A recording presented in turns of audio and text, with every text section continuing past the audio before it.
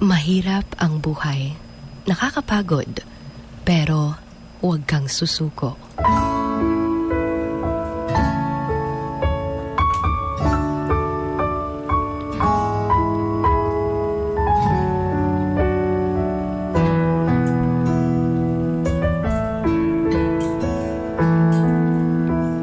Naranasan mo na ba yung akala mo wala ka ng pag-asa? Yung feeling na pagod ka na. Ubos na ubos ka pa. Hindi mo alam kung may malalapitan pa dahil parang tinalikuran ka na ng lahat dahil nga walang-wala ka. That moment na napapagod ka ng tiisin yung hirap ng buhay dahil tila ba'y wala na talagang pag-asa. Kanabit ang feeling grabe na imong pagpaningkamot pero feel ni mo wala lagi gihapon. You're mentally and physically exhausted. Yung wala kang peace of mind.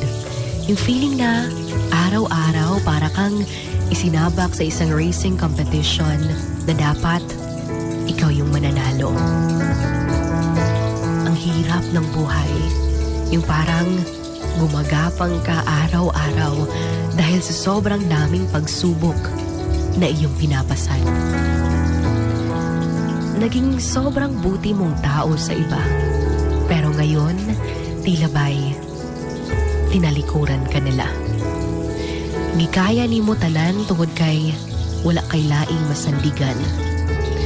Di pod ka pwede nga magsalig sa uban kay ikaw pod ang ilang gisaligan. Ang hirap, diba? Nakakapagod na, diba?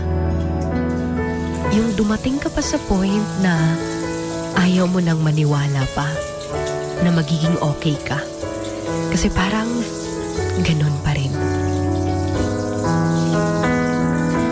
Kung kanusa super down ka, daghan pa jud kaayo ang mga nangawala sa imuha. Hindi mo alam kung saan ka palulugar. Hindi mo alam kung may pag-asa pa ba.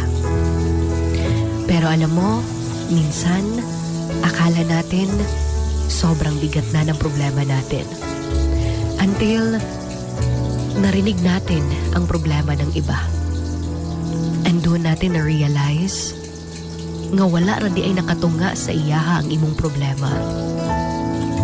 Doon mo rin nasabi sa sarili mo na wala kang karapatang magreklamo sa buhay dahil kahit mahirap ito,